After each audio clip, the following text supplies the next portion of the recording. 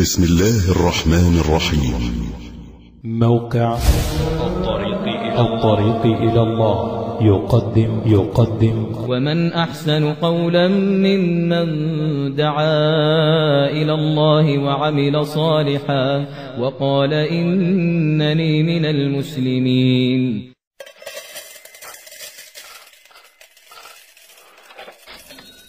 مش عاوز فلوس؟ انتوا اخوانا حد عاوز فلوس؟ حد عاوز فلوس من الله؟ حد عاوز اموال؟ استغفروا ربكم انه كان غفارا. فقلت استغفروا ربكم انه كان غفارا يرسل السماء عليكم مدرارا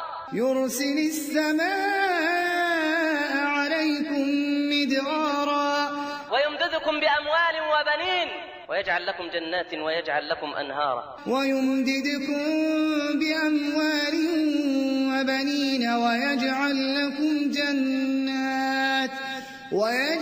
لكم جنات ويجعل لكم أنهارا. ما لكم لا ترجون لله وقارا. ليه؟ عاوز فلوس وخلاص؟ ما هو ربنا هيفتح عليك. والفتح فتحان. أنا عايزك توحد الرحمن. إذا رأيت العبد يعصي الله ويعطيه الله فاعلم أنه مستدرج إلى نار جهنم. هذا فتح الظلمة، فتح الكفر. فلما نسوا ما ذكروا به فتحنا عليهم أبواب كل شيء حتى إذا فرحوا بما أوتوا أخذناهم بغتة فإذا هم مبلسون.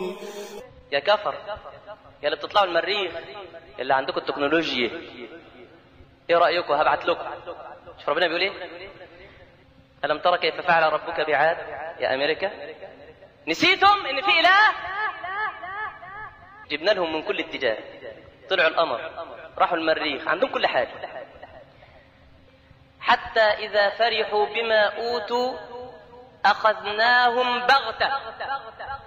حتى إذا فرحوا بما أوتوا أخذناهم بغتة فإذا هم مبلسون.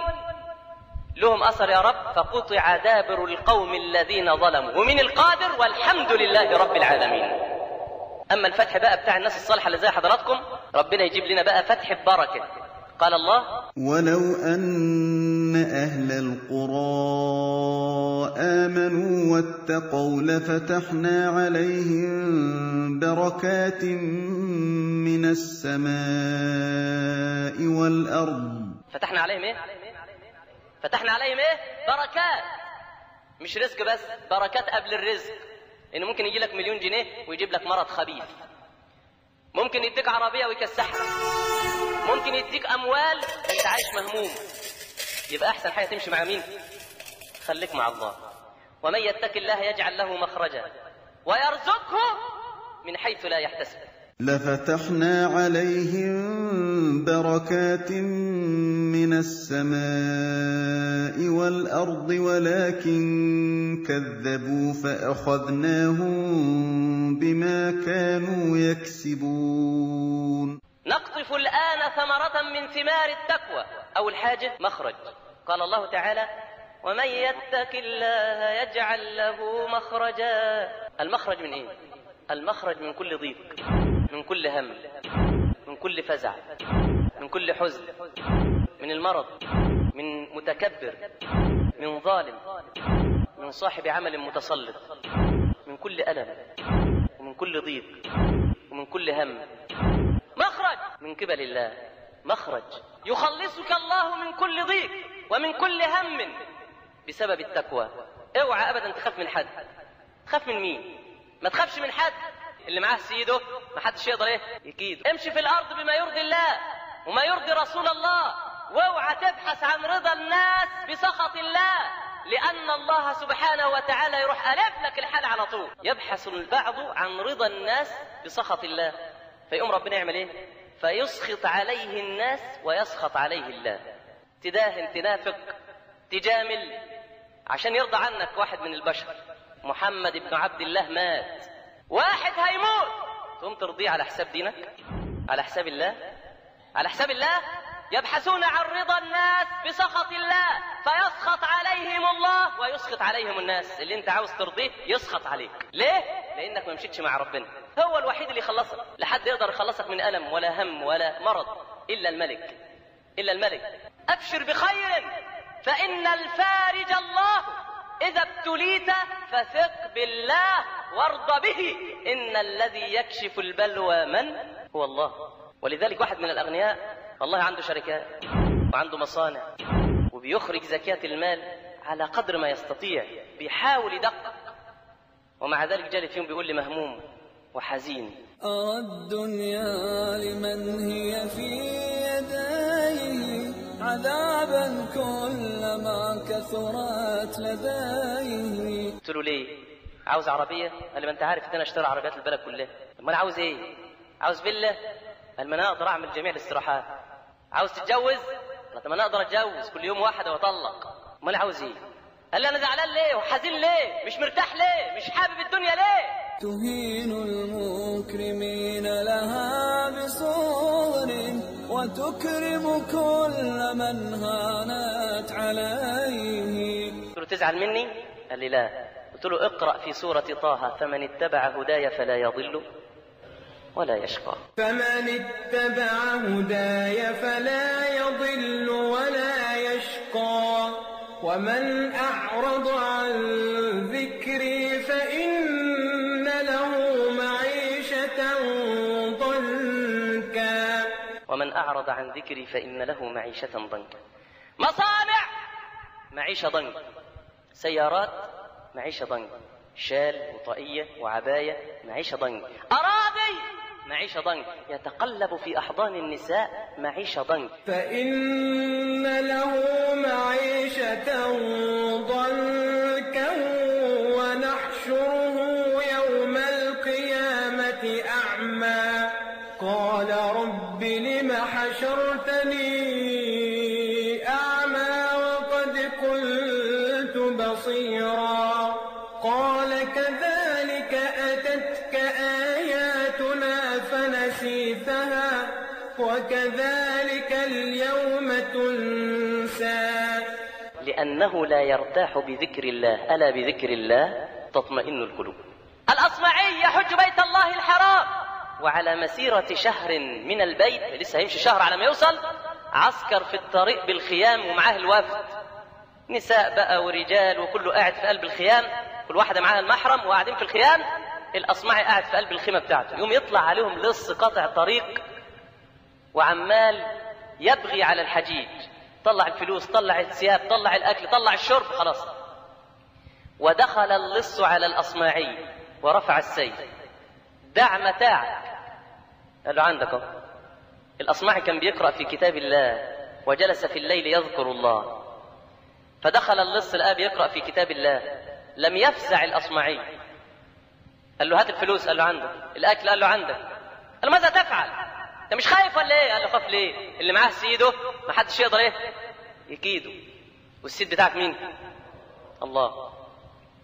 فالأصمعي قال له اقرأ في كتاب الله. قال له يا ماذا تقرأ؟ قال له انت مسلم؟ قال له ايوه مسلم، ولكنني لم اسمع كتاب الله ابدا. قال له تسمع؟ قال له سمعني. فقرأ له الأصمعي من أول سورة الذاريات حتى بلغ قول الله اسمع كلام الله. وفي السماء رزقكم وما توعدون. ده كلام مين؟ حد مصدق؟ في السماء. الحمد لله إنه ما قالش في الأرض، كان كل واحد شال له عواقة صغيرة وكل شوية تبحط. بتعمل إيه؟ بدور على الرزق. ربنا قال في الهوا، أضرب بقى في الهوا. وفي السماء رزقكم وما توعدون. اللص اللي أول مرة يسمع قال له أنت بتقول إيه؟ قال له وفي السماء رزقكم، ده مش أنا اللي بقول. قال له ربنا قال لنا كده؟ قال له قال له وأنا عمال أمشي على الأرض أسرق وأنهب، هذا الفلوس بتاعتي وده فلوس الحجاج وده الأكل وده الشرب وده السلاح، أنت رايح فين؟ قال قال له سيبني في حالي بقى، وانطلق على وجهه يهيم في الصحراء وهو يصيح: وفي السماء رزقكم وما توعدون، وفي السماء رزقكم وما توعدون. العصابة بتاعته: ما ترجع يا زعيم. قال لهم سيبوني في حالي، وفي السماء رزقكم وما توعدون.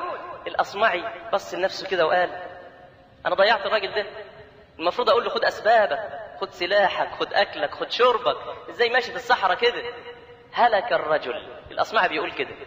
عدى شهر والأصمعي وصل لبيت الله الحرام، وهو بيطوف ببيت الله الحرام في ساعات الليل وجد رجلا يتعلق بأستار الكعبة، عليه ثياب لا يلبسها الملوك والأمراء، وهو يصيح في ساعات الليل قائلا وهو يبكي: وفي السماء رزقكم وما توعدون. وفي السماء رزقكم وما توعدون. وفي السماء رزقكم وما توعدون. الأصمعي اقترب منه ثم جذب ثيابه، فالتفت الرجل قال: يا رجل، أنت اللص الذي قابلتني في الصحراء؟ قال له: وانت الشيخ الأصمعي اللي سمعتني كتاب الله؟ قال له: ايه الثياب اللي انت لابسها دي؟ ثياب لا يلبسها الملوك والأمراء. قال له: اسمع كلمة في ودنك: لقد رزقني الله من حيث لا أدري ولا أحتسب. يا خالقنا يا رازقنا بنحبك يا الله، يا معيننا يا راحمنا، أحلى حياة. قال له: ليه؟ قال له: اعتمدت على الله، خدتها بجد، طبقتها، ربنا رزقه. قال له: سمعني حاجة تانية من كتاب الله. الأصمعي قال المرة الأولانية في الراجل فلت، لا يموت مني المرات. راح جايب له من أول سورة الذاريات حتى بلغ قول الله: وفي السماء رزقكم وما توعدون، فورب السماء والأرض إنه لحق مثل ما أنكم تنطقون. ده مين اللي بيحلف؟ ربنا بيحلف. فورب السماء والأرض إنه لحق مثلما أنكم تنطقون. الأعرابي اللص الأول مرة يسمع قرآن قال له: استنى، هو مين اللي بيحلف؟ قال له: ربنا. قال له: مين اللي خلاه يحلف؟ قال له: هو بيحلف عشان الناس تصدق. فسقط اللص مغشيا عليه. اللي كان لص الراجل وقع على الأرض، فوقه الأصمعي، حط على دماغه مية. ايه اللي حصل لك؟ انت بترتعش كده ليه؟ قال له وهو يبكي: من الذي أغضب الكريم حتى جعله يحلف؟ ليه خليتوه يحلف؟ لأنه عارف إنك مش هتصدق بسهولة. فقال: ورب السماء والأرض إنه لحق، ومن يتق الله يجعل له مخرجا ويرزقه من حيث لا يحتسب. من حيث لا يحتسب. خلي بالك، ثمرة تانية اهي، هناخد ثمرة بسرعة. ومن يتق الله يجعل له من أمره يسرا.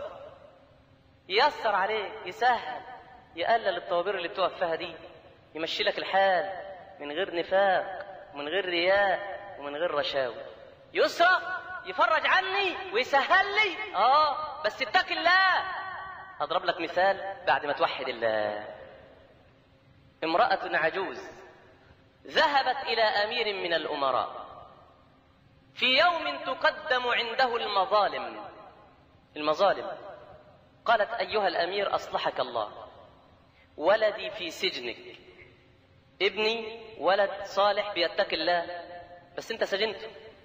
وهي امرأة متقية الله، فين اليسر بقى؟ سبحان الله. قالت: أيها الأمير أسألك مطلبة ففرج عني. قال لها: اكتب اللي انت عاوزاه وقولي لي. قالت: لكني آخذ عليك عهدا وميثاقا أن تحقق طلبي. قال لها: خلاص، لك العهد والميثاق، الناس قاعدة والحرس موجود. قالت له: ابني في سجنك، طلعه لنا. قال لها: ماشي، اسمه ايه؟ قالت: فلان ابن فلان. فانتفض الأمير من كرسيه وقال: ألم يقتل إلى الآن؟ قالوا: لا. قالوا: بلى يا أمير، لم يقتل. قال: إذن ائتوني بالدوات والقلم، ده أنا عارفه لسانه طويل.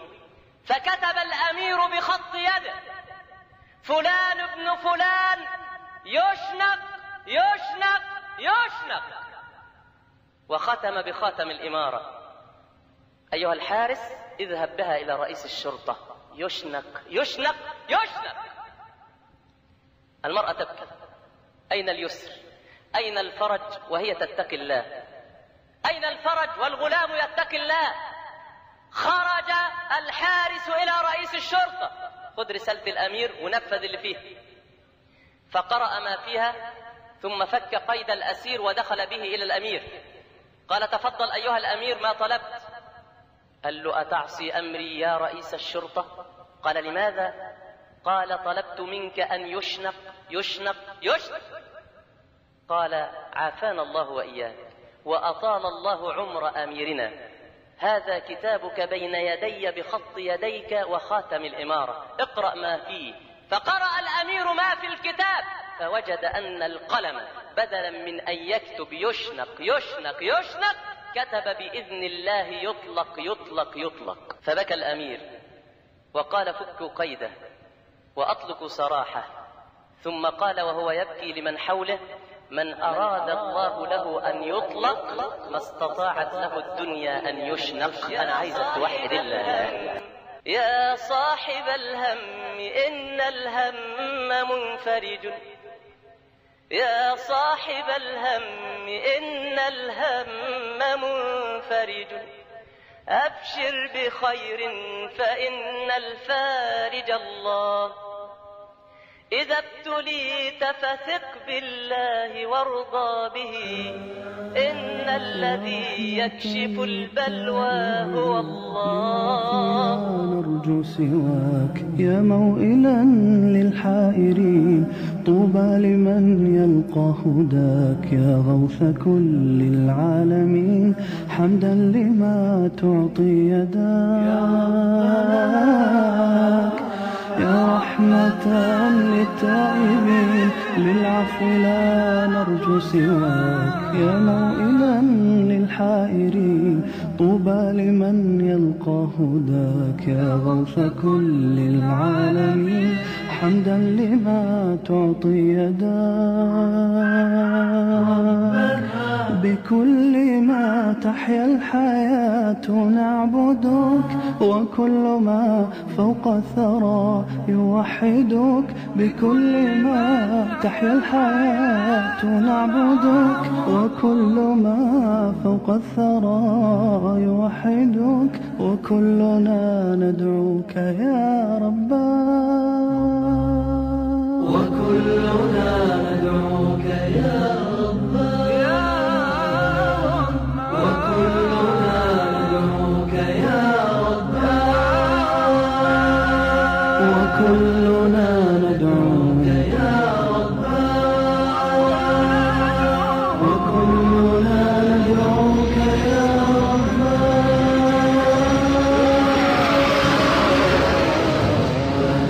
لك الصلاة والحمد من كل الحياة، يا ربنا لك الصلاة، لك الصلاة